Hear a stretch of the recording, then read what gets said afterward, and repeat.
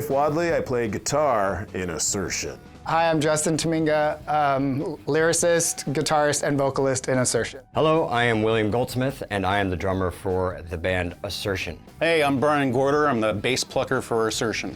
Plucker, it's true. Well, basses are plucked. Well, some strum. Tonight on Band in Seattle, playing songs of their debut album Intermission, Assertion channels the grit and grind of 90s rock.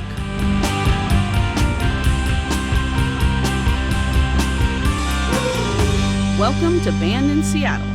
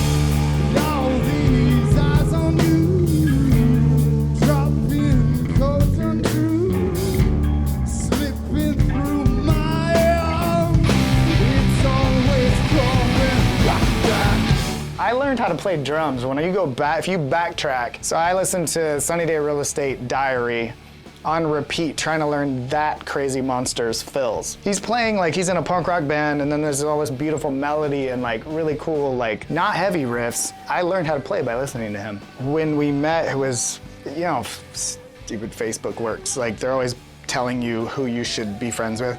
So I ended up somehow friends with his kid's mom. And there's like a million people in it. So I'm practicing with two of my friends, a band I used to be in, and this thing pops up, says, William Goldsmith says he likes that. And I was like, isn't William Goldsmith the drummer? And they're like, yeah, and I was like, well, whatever. I threw my phone. So then he found out that I was teaching autistic kids drums, and so we started talking about that, and next thing I know, this dude and his whole family's at my house. Oh, the words are frozen.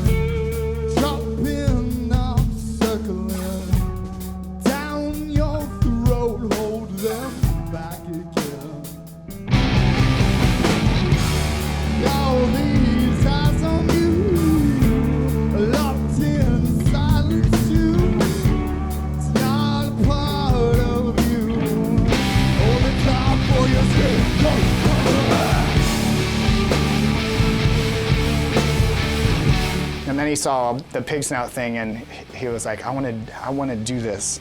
Like, I want my kids to know about music. Not only was I impressed with the songs and the playing but I saw this man sharing that magic with his children, and it hit me. And I was like, oh man, what am I doing? I'm not doing that. Not only that, I'm like hiding it from them. I'm depriving them of magic, essentially. That's the only thing that I can really pass to them that's the best I can do as far as what I can give them, as far as just myself as a man and a father. But I mean, as far as that part of me, it's the closest thing to magic, you know.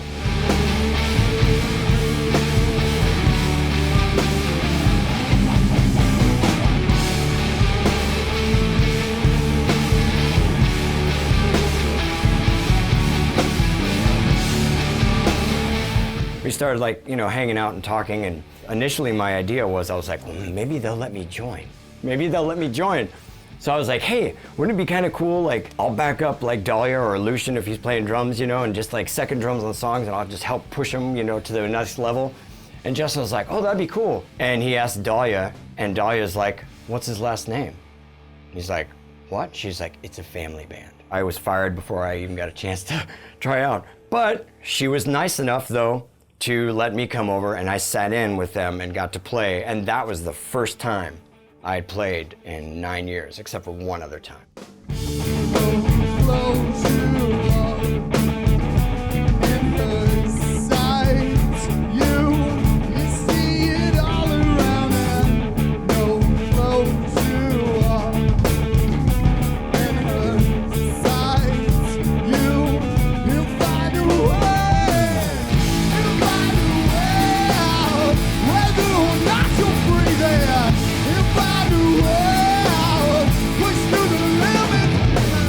Justin started kind of he started bringing his amp over to my house and kind of kicking me like a horse, and then we just started playing, and then I started shaking the cobwebs off, because 9 years away, it took a little bit, you know.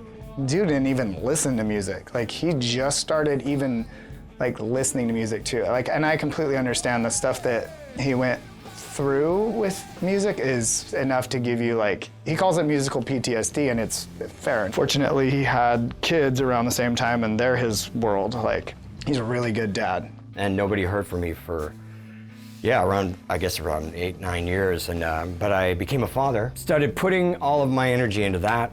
Also used it as an excuse, I'd be like, I don't have time for music, I'm a father now, Not only did I not play music, I didn't listen to it. I didn't want to hear it, nothing, anything just would trigger this sinking feeling.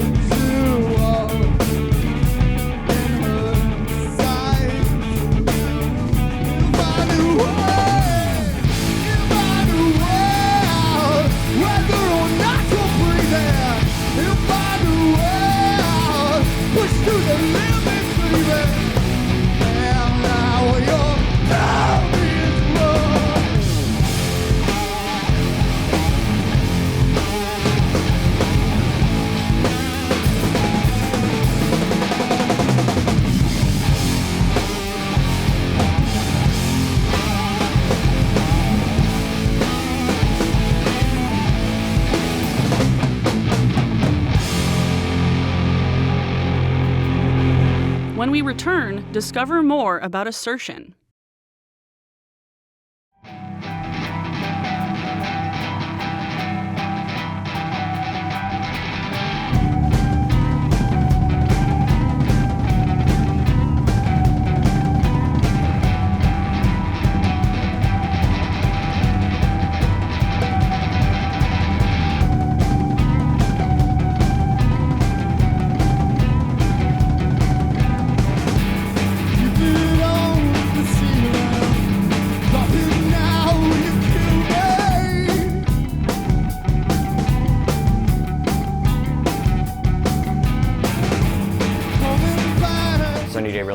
Sunny Day Real Estate, I know, a strange name, yeah. That band, being in a position where we were able to make a record and everything, whatever else came after, it was kind of a fluke, really. So that went from, 92 to 95. And we broke up, and then when we played our last show at a place called the Black Cat in Washington, D.C., and someone put a little napkin on the table in the bar that I was sitting at. I opened it up and it said, Dave Grohl wants you to call him. So I called him, and then he said, hey, you heard your band is no longer, do you want to jam? And I was like, what, like a two-drummer thing? And he was like, no, and me playing guitar. I was like, oh, sure. So I played with him, and then Nate played with him and I, and then Pat Smear joined, and then that was that. And it was a very surreal experience. When it came to making the second record, I know that Dave wanted to be the one to play drums on the record. I know the producer wanted Dave playing drums on the record, and I know the label wanted Dave playing drums on the record, and I'm management too. And so essentially what it really boiled down to is Dave playing drums on that record, but he wanted me to tour, and I was like, I can't. 17 months pounding these songs into the ground that aren't from you and they aren't yours, it's kind of hard you start to lose yourself. Also, I was really young. I hadn't quite, my feet were not quite on the ground yet anyway, and then when you spend that much time on the road and not surrounded by anything that's a reflection of who you are. Combination of all of that, I definitely started to lose myself. As Sunny Day Real Estate got back together after that, put out 2 more records, went on tour with Sunny Day, and then after we got back, we played Coachella, and then we went to the Foo Fighters studio called 606 to try to record a new Sunny Day Real Estate record. It was all Nate's idea, and Foo Fighters management kind of oversaw the whole thing. We were doing it at the Foo Fighters studio. He didn't have the time to put any sort of support into it. So then that record was just sort of abandoned, and then I just became disenchanted, and I just dropped off the face of the earth.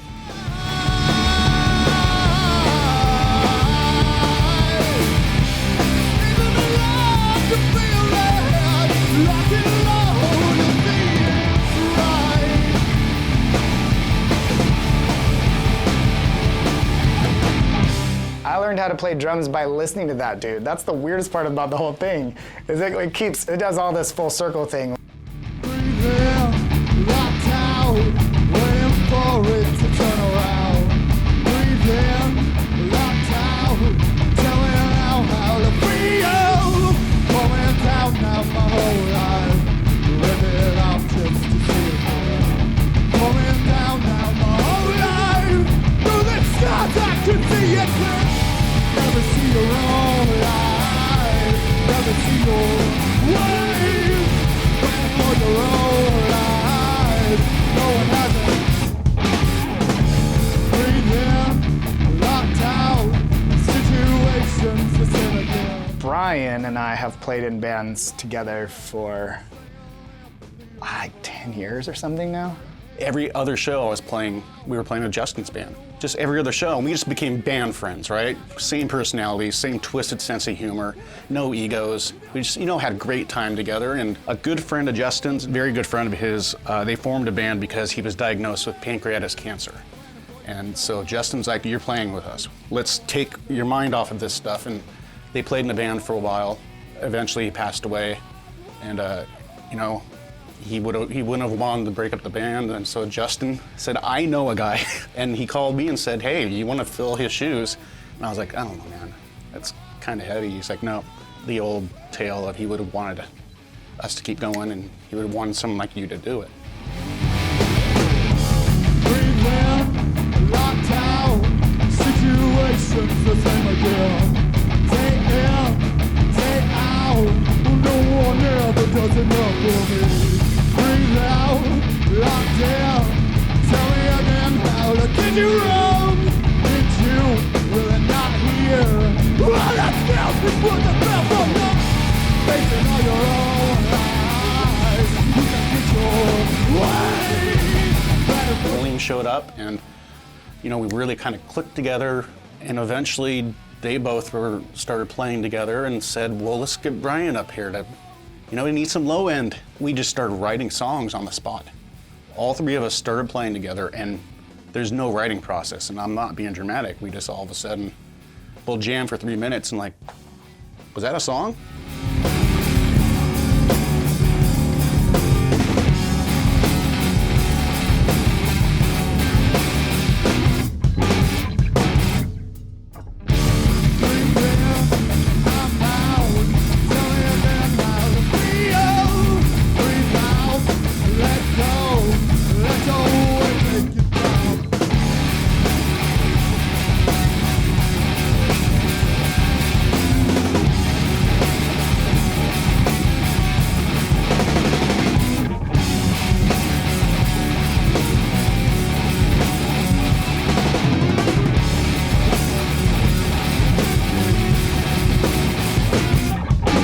After the break, find out more about Assertion.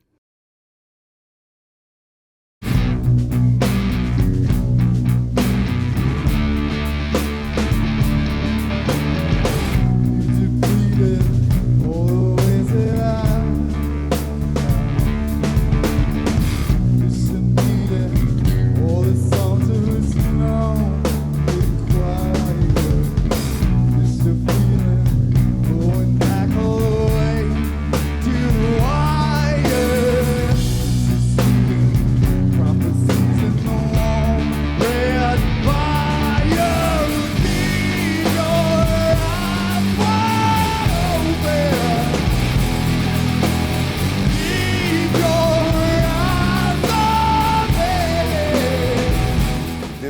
I joined the band is because I listened to the album, these guys, so I'm new.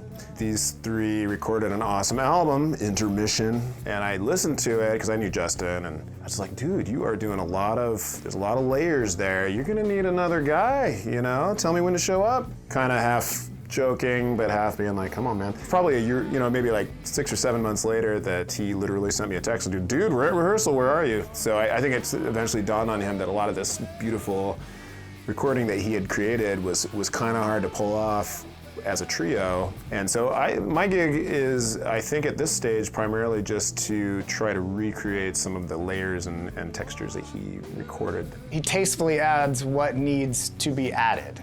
Because there's stuff in there that is just it's like a painting. It's like you paint the one layer, you paint a layer for your first layer, then you want depth, so you paint these colors over it. There's depth in there. There's like 20 tracks of noise that all makes the same thing, or the end result. So yeah, he does it well.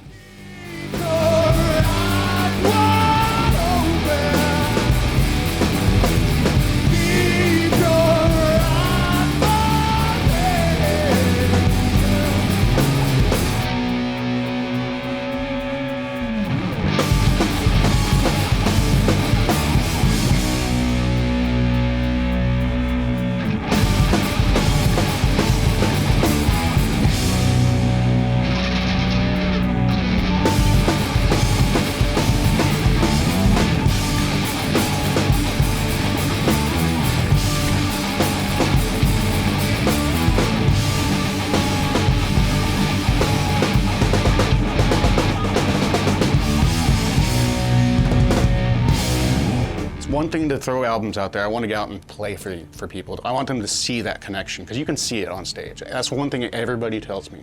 Even my wife, the first time she saw us, was like, you guys are like brothers up there. I actually just recently moved to Tucson, and so we're gonna be let's travel, let's get out there.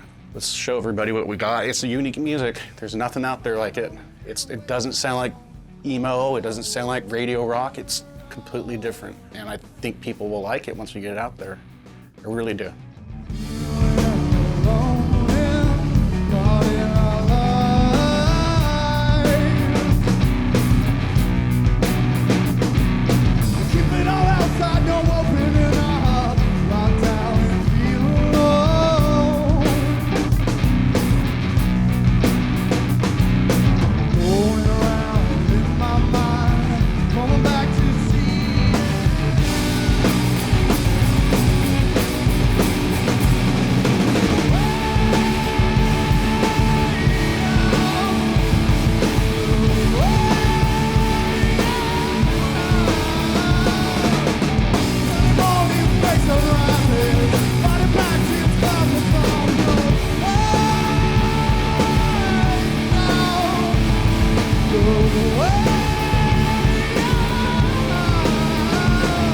Supervised Suffering debuted on Rolling Stone.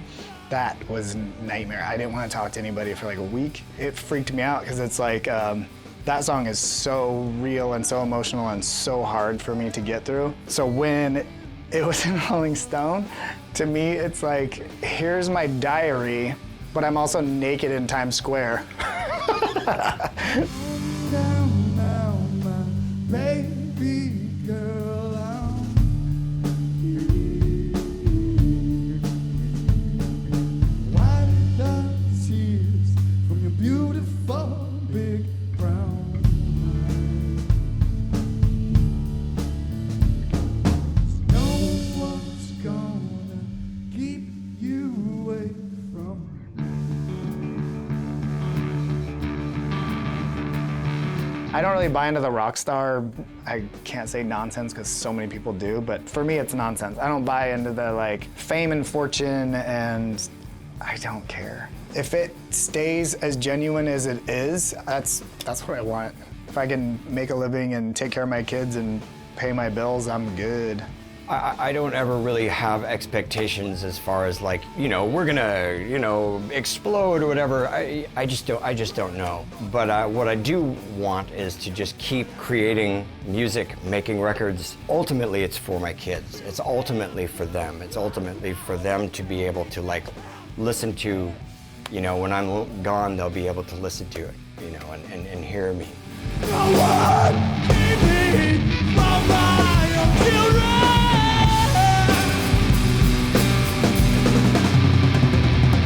Calm down now, my baby boy.